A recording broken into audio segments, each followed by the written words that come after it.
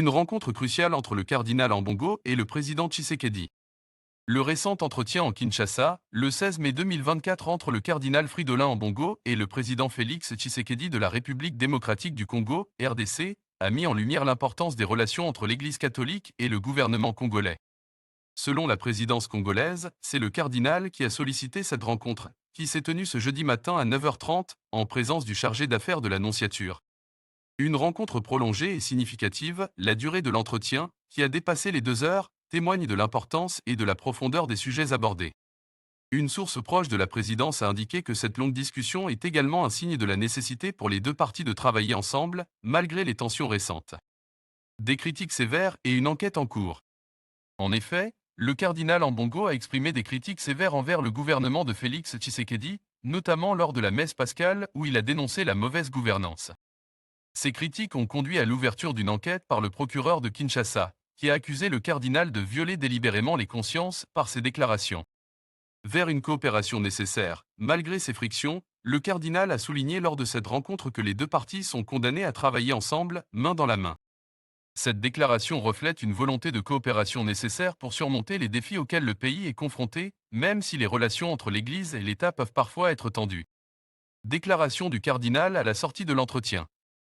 À la sortie de son entretien jeudi matin avec le président Tshisekedi, le cardinal Ambongo a qualifié cette rencontre de moment de clarification. Et tous les tumultes qu'on a entendus sur les réseaux ces derniers temps,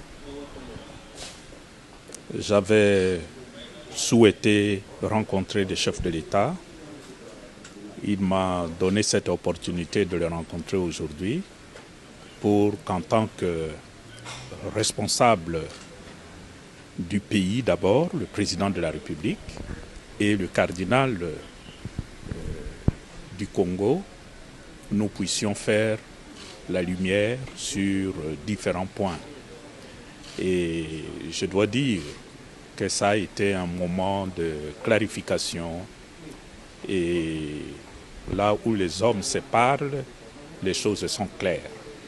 C'est avec ces sentiments de grande satisfaction et de gratitude vis-à-vis du chef de l'État que je sors de ce bureau.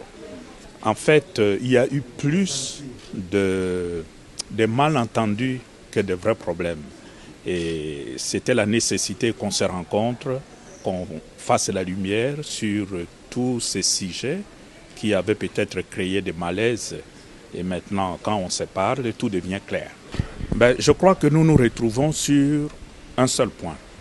En tant que chef de l'État, son souci, c'est le bien du peuple congolais. Et il s'implique corps et âme pour que ce pays puisse retrouver sa sérénité, sa respectabilité sur la scène internationale. C'est un combat qu'il est en train de mener, le souci du peuple congolais.